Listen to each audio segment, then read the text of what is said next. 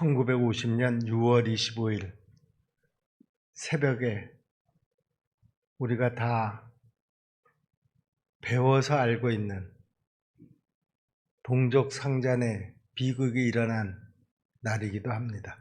벌써 73년이 지났습니다. 지금 우리는 아무 일도 없었던 것처럼 그냥 평상시로 이렇게 평화롭게 살아가지만 73년 전에 그 전쟁의 비극은 지금도 어떤 이에게는 큰 상처로 남아서 이날을 기억하고 있습니다. 형제, 자매, 가족들이 이 전쟁에서 희생이 되므로 결코 잊을 수 없는 그런 날이기도 하고요. 또 어떤 이들에게는 그냥 기념일 정도로 기억하고 있는 날이기도 합니다. 어떻게 기억하고 있든지 이 전쟁은 끝난 전쟁이 아니라 잠시 쉬고 있는 전쟁이라는 것입니다.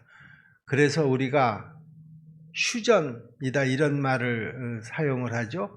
종전이 아니라 휴전이라는 말입니다. 우리는 언제 어느 쪽에서 이 수전을 깨고 또 전쟁을 일으킬런지 아무도 모릅니다. 우리가 이렇게 그냥 안심하고 아무 일도 없는 것처럼 그렇게 평안하게 그렇게 살아갈 날들만은 아니라고 하는 것을 우리가 꼭 마음에 기억을 해 두었으면 좋겠습니다. 오늘 본문도요, 전쟁에 관한 이야기입니다. 아람이라는 나라가 있습니다. 이 아람이라는 나라가 수시로 이 북이스라엘을 탐해서 전쟁을 일으켰는데요. 이 아람과 북이스라엘의 이 첫 번째 전쟁은 그야말로 드라마처럼 그렇게 조금은 싱겁다고 할까요? 그렇게 끝이 났습니다.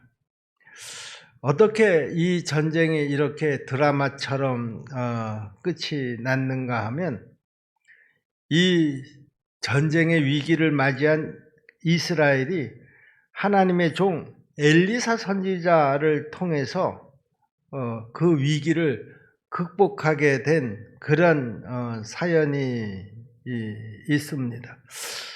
자, 우리가 이런 그 전쟁의 그 이야기들을 보면서 우리 지금 대한민국 그리고 한국 교회가 이렇게 그냥 편안하게 안심만 하고 있을 수 있는 그런 때냐? 결코 그렇지 않습니다. 방금 말씀드린 대로 이 남과 북의 이 전쟁은 끝이 난 전쟁이 아니라 잠시 쉬고 있는 전쟁이라고 하는 것, 그러므로 북한의 침략, 야욕은 지금도 여전히 계속되고 있고요. 나라의 어려움이라고 하는 것, 그것이 이 남북 간의 대치 상황뿐만이 아니라 중국의 경제적인 압박, 또 지금 러시아와 우크라이나가 그 침략 전쟁의 광분 속에 휩싸여 있는 것 우리가 너무나 잘 알고 있습니다. 또 나라의 위기는 그것뿐만이 아니라 저출산으로 인한 국가적인 위기도 또 일어나고 있는 것이 우리의 현실이고요. 이상기후로 인한 생태계 위기도 마찬가지입니다. 이런 생태계 위기는 전 세계 온 인류가 다 직면한 그런 위기이기도 합니다. 이 많은 위기들을 도대체 어떻게 극복을 해야지 될 것인가? 오늘 이 시간에 하나님께서 우리에게 들려주시는 그 음성을 다 귀를 열고 들을 수 있게 되기를 바랍니다. 지금 아람 군대가 중무장을 하고 엘리사 선지자를 잡으려고 도단성을 완전히 포위를 했는데요. 엘리사 선지자가 이때 하나님 앞에 간절히 기도를 합니다.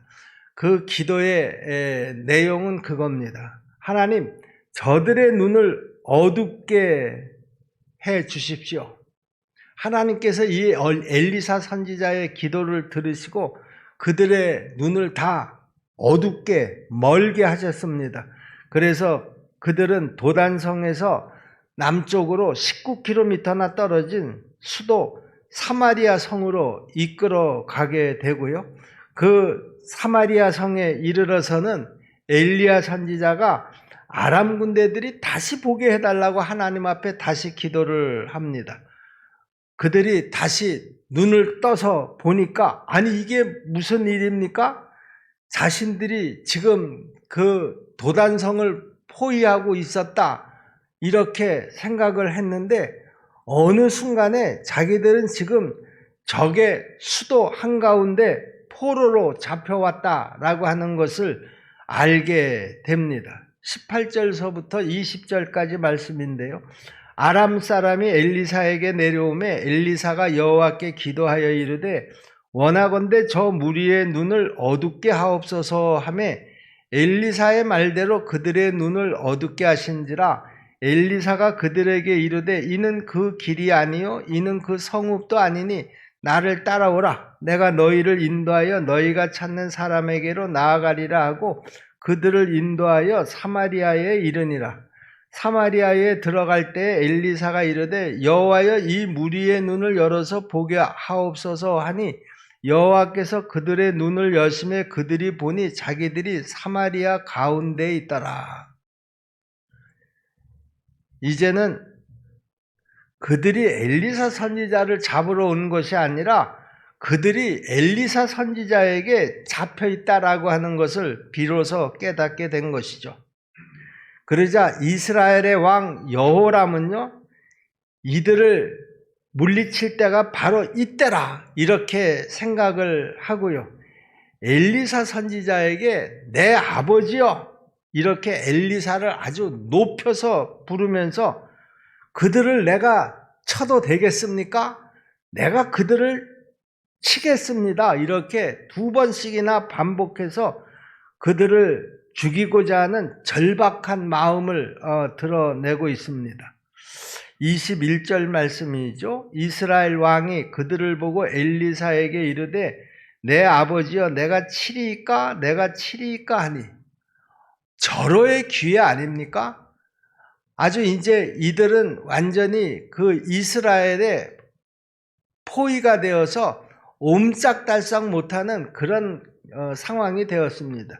이때 이스라엘이 아람을 친다고 하면 아람은 어디로 도망할 틈도 없이 그곳에서 다 전멸을 할 수밖에 없는 그런 아주 위기 상황입니다. 그런데 뜻밖의 엘리사 선지자는요, 치지 마십시오. 이렇게 그 왕의 제안을 막습니다.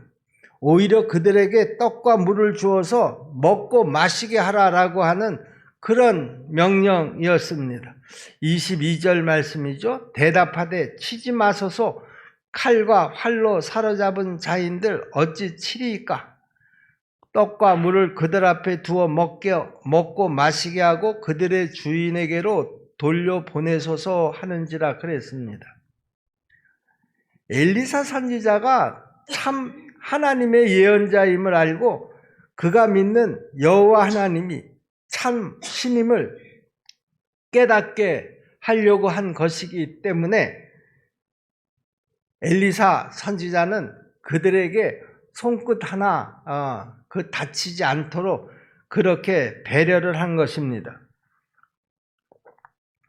이렇게 원수의 나라인 아람 군대를 하나도 죽이지 않고 그들에게 이렇게 사랑을 베푼 것은 그들로 하여금 감동을 받고 다시는 이스라엘을 침략하지 못하게 하기 위한 것이었습니다. 우리도 인생을 살아가다가 보면 주위에 가까운 원수들이 또 얼마나 많습니까? 저 북한은 말할 것도 없고요. 심지어는 우리 가정 안에도, 또 직장 속에도, 이웃 가운데도, 심지어는 교회 속에서도 내 원수라 여기는 그런 사람들이 있을 때도 있습니다. 사실 우리가 살다가 보면 건강의 문제도 만나게 되고요. 또 경제적인 문제도 만나게 되고요. 또 명예의 문제도 만나는 그런 여러 가지 문제들로 우리가 어려움을 겪기도 하지만은요. 그 모든 문제들을 겪어보면 그래도 인간관계의 문제가 가장 어렵다라고 하는 것을 우리가 알게 됩니다. 그래서 어떤 신학자가요, 인간을 4가지 유형으로 나누었습니다. 하나는 선을 악으로 갚는 사람이 있는데, 이 선을 악으로 갚는 사람을 마귀적이다 이렇게 표현을 했고요. 악을 악으로 갚는 사람은 짐승적이다 이렇게 표현을 했고요. 선을 선으로 갚는 사람은 인간적이다 이렇게 표현을 했고요. 악을 선으로 갚는 사람은 신적이다 이렇게 표현을 했습니다. 여러분들은 지금 어느 유형에 속한다고 스스로 생각이 되시나요? 적어도 우리가 하나님을 닮는 하나님의 자녀로 악을 선으로 갚기 위해서는 어떤 원수라도 우리는 끝까지 사랑하고 용서하고 또 그들이 회개하고 돌아올 때까지 끝까지 인내해야 하는 것입니다. 여러분, 우리가 6.25 전쟁을 일으킨 북한을 원수로 삼고 그들을 쉽게 용서할 수 없는 이유가 뭡니까? 이유는 간단합니다. 그들은 내 부모 형제를 죽였기 때문이라는 것이죠. 우리가 그 국방부 전사를 보면은요, 6.25 피해 상황이 나오는데요. 6.25 전쟁 때 남북한 인명피해가 어느 정도였었는가 하면 130만 명이나 된다고 합니다. 부상이 250만이었었고요. 국군 전사가 222만 7천 명이 되었고요. 북한군 전사자는 52만이었었고요. 또 북한 병에게 학살된 인사는 12만 9천 명이었었고요. 민간인 사망이 24만 5천 명이었었고요. 행방불명자가 30만 명이나 됐다고 합니다. 유엔군 전사자도 3만 6천 명이나 됐고 중공군 사상자는 90만 명에 이른다고 합니다.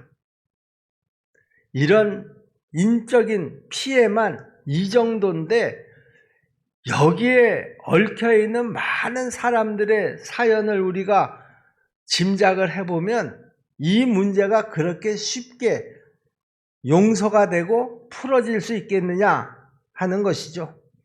지금도 김정은 공산당 정권이 사탄에게 사로잡힌 우리의 원수들인 것은 맞지만은요, 북한 주민들은 우리가 어서 구원해야 할 불쌍한 영혼들이라는 것이죠.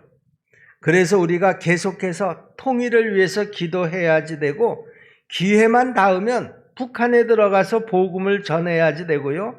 무너졌던 북한의 교회를 다시 세워야 하고요. 통일된 선교 한국을 이루어서 세계 열방을 향해서 복음을 전해야 할 사명이 저와 여러분들에게 있는 것입니다. 그래서 오늘 동영상 맨 끝자락에 나온 화면이 뭐였습니까?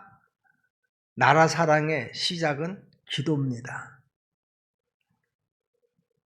어떤 원수에 대해서도 로마서 12장 19절로 20절에서 이렇게 구체적으로 명령을 하시죠.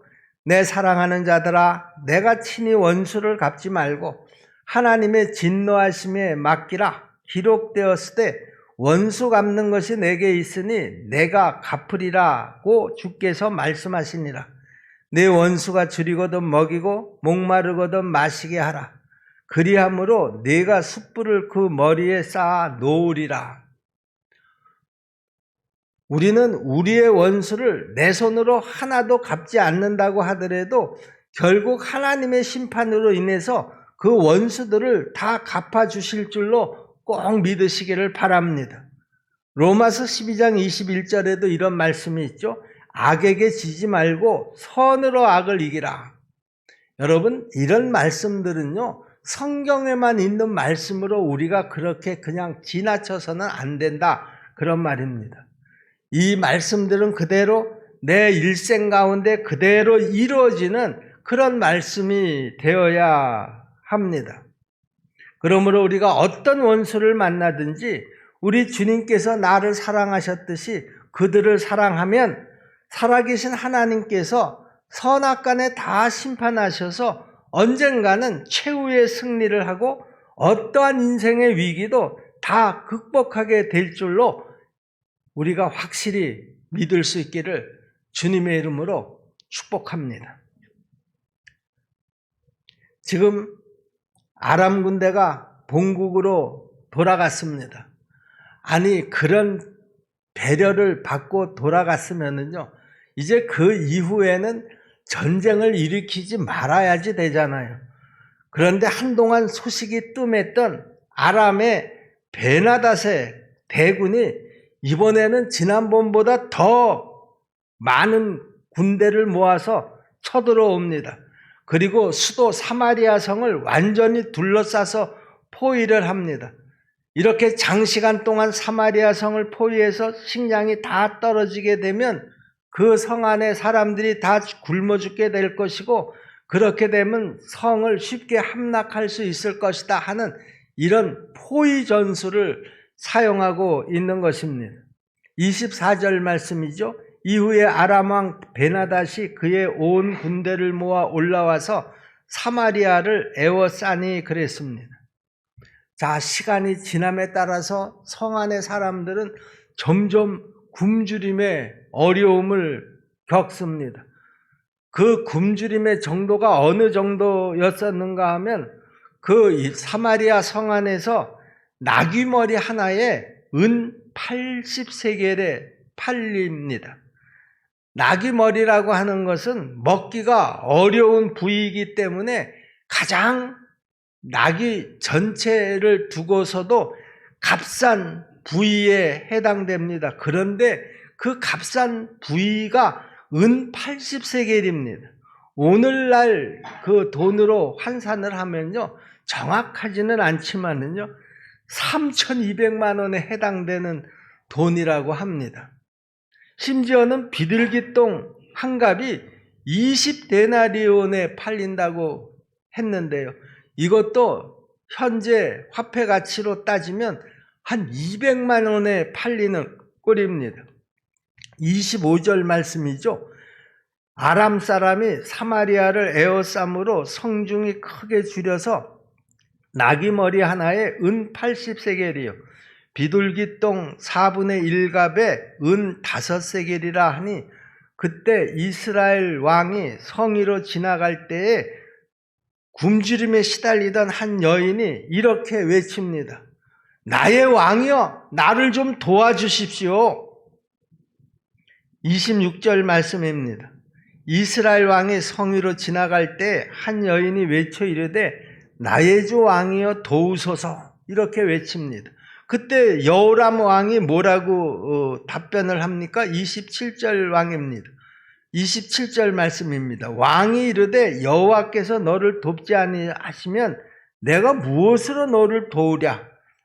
타작 마당으로 말미암아 하겠느냐? 포도주 틀로 말미암아 하겠느냐 하니라. 여호람은 지금 이스라엘의 왕이지만은요, 자기가 지금 얼마나 할 수 있는 방법이 없다라고 하는 것, 자신이 지금 얼마나 무력한가 하는 것을 아주 여지없이 드러내는 그런 답변이기도 합니다. 백성들에 대해서 전혀 나는 책임질 수 없다라고 하는 이런 무책임한 말을 쉽게 내뱉고 있습니다. 여러분, 우리의 인생도 마찬가지입니다. 모든 것이 다 내 뜻대로 될 것 같지만은요, 그러나 지나놓고 보면 결국은 다 하나님의 뜻대로 되는 것입니다. 여러분, 1977년 9월에 세계 최고봉이었었던 에베레스트 산을 우리나라 최고이고요, 그때 기준으로도 세계 세 번째로 정복을 한 고상돈 대원, 여러분 그 이름을 기억하시리라고 생각을 합니다. 이 고상돈 대원이 그 에베레스트 산을 등정하기 전에 그 원정대 대장이었던 김용도 장로님이요, 그 대원들을 모아놓고 전해주신 말씀이 시편 121편 1절로 2절 말씀이었다고 그럽니다. 내가 산을 향하여 눈을 들리라. 나의 도움이 어디서 올까? 나의 도움은 천지를 지으신 여호와에게로소다. 이렇게 말씀을 전해 주었다고 합니다.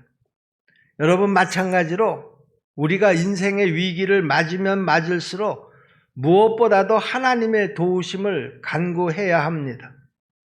우리가 하나님의 영광을 위해서, 하나님의 복음을 위해서, 하나님의 몸된 교회를 위해서 하나님의 도우심을 구할 때 말세 마지막 때인 오늘날에도 얼마든지 기적이 일어날 수 있고요, 하나님께서 우리에게 승리를 주시고요, 어떤 인생의 위기 가운데서도 그 위기를 능히 극복하게 해 주실 줄로 꼭 믿으시기를 바랍니다. 지금 사마리아 성 안의 백성들이 얼마나 굶주렸으면은요, 어미가 자식을 잡아먹는다라고 하는 이 참혹한 일이 사마리아 성 안에서 지금 일어나고 있는데요. 사실 이런 일은 그 후 주 586년 바벨론 느부갓네살 왕이 유다를 정복할 때도 마찬가지로 예루살렘 성 안에서 일어났습니다. 또 주 70년에 로마 티투스 장군에 의해서도 예루살렘 성이 완전히 포위됐을 때 그때도 이런 상황이 성 안에서 일어났습니다. 자, 이런 상황을 당하고 보니까 여호람 왕은 그 슬픔과 원통함 속에서 자기 옷을 찢고 회개를 했는데요. 사실 여호람 왕은 그렇게 의로운 왕이 아니었었지만 가식적으로라도 백성들이 보는 앞에서 이렇게 통회자복을 하지 않을 수가 없었던 것입니다. 30절 말씀이죠. 왕이 그 여인의 말을 듣고 자기 옷을 찢으니라. 그가 성위로 지나갈 때에 백성이 본즉 그의 속살에 굵은 배를 입었더라 그랬습니다. 여러분, 말세 마지막 때 우리의 신앙생활 가운데서 가장 위기를 자초하는 심각한 문제는 라오디게아 교회처럼 스스로 교만에 빠져서 문제의 원인이 나에게는 없고 항상 남에게만 있다라고 보는 것입니다. 우리는 이런 모습을 지금 정치권에서도 많이 봅니다. 지금 이렇게 어려운 상황이 다 네 탓이라는 것이죠. 자기가 정치를 잘못해서 이렇게 어려움을 겪는다는 얘기를 저는 최근에 한 번도 들어본 적이 없습니다. 무슨 어려운 문제만 있으면 네 탓이라는 것이죠. 정정권이 잘못해서 지금 이런 어려움을 겪고 있다라고 하는 것입니다. 그렇습니다, 여러분. 정정권이 잘못해서 너희가 좀 잘해달라고 우리가 대통령을 새로 뽑은 거 아니겠습니까? 그런데 우리가 그렇게 믿음을 가지고 뽑은 그런 정치권의 사람들이 항상 남의 탓만 하고 있다라고 하면 결국 우리에게 남는 것이 무엇이겠습니까? 그러나 우리의 위기를 가져온 원인부터 우리가 먼저 발견을 하고 우리가 통해 자복을 하면 우리의 인생의 모든 문제는 거기서부터 잘 풀려갈 줄로 믿습니다. 여러분, 시편 51편 17절 말씀을 보시면은요, 다윗 왕이 범죄를 한 후에 하나님께서 구하시는 제사는 상한 심령이라. 하나님이여 상하고 통회하는 마음을 주께서 멸시하지 아니하시리로다 라고 그의 죄악의 용서를 확신하면서 하나님 앞에 용서를 구하지 않았습니까? 여러분, 모든 문제의 원인은 다 내 탓입니다. 이렇게 우리가 주님 앞에 엎드려서 통에 자복하는 마음을 우리 하나님은 가장 기쁘시게 받으시는 줄로 믿습니다. 우리 사랑하는 십정동교회 성도 여러분, 이렇게 온 나라가 위기 가운데 있을 때에도 끝까지 국가를 위해서 희생한 우리의 젊은이들과 자식을 잃은 견디기 어려운 슬픔까지도 나라를 살리기 위해서 가슴에 품으셨던 지난날에 우리 부모님들이 계셨기 때문에 오늘의 우리 조국의 번영과 한국교회의 부흥이 있었다라고 하는 것을 우리는 결코 잊어서는 안 됩니다. 더 나아가서 우리가 어떤 위기를 만난다고 하더라도 우리는 분명히 예수님의 가르침대로 원수라도 사랑하고 하나님의 도우심을 구하면서 내 죄악으로부터 통에 자복하고 하나님 앞에 간절히 매달리게 될 때 코로나 이후에 경제적, 군사적, 영적인 전 세계의 위기 가운데서도 우리가 어떤 위기도 극복하고 이겨낼 길이 있을 줄 우리가 확실히 믿으시기를 바랍니다. 우리가 이런 믿음을 가지고 나아가게 될 때 이 나라의 어떤 위기 가운데서도, 아니 이 세계의 어떤 위기 가운데서도 우리가 잘 그 위기를 극복해 나가게 될 줄로 믿습니다. 기도하겠습니다. 은혜로우신 아버지 하나님, 감사합니다.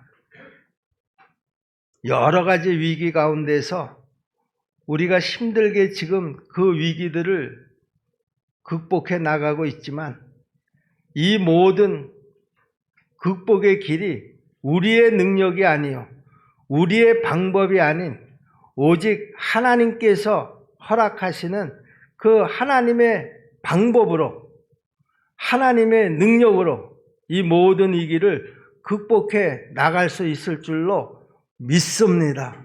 하나님 아버지, 이제 우리가 해야 할 일은 먼저 하나님 앞에 엎드려 기도하는 일인 줄로 믿습니다. 우리가 삶이 어렵고 팍팍해질수록 더 하나님 앞에 간절히 엎드려 기도하는 우리 성도들이 다 될 수 있도록 도와주시옵소서. 예수님의 이름으로 믿고 기도하옵나이다.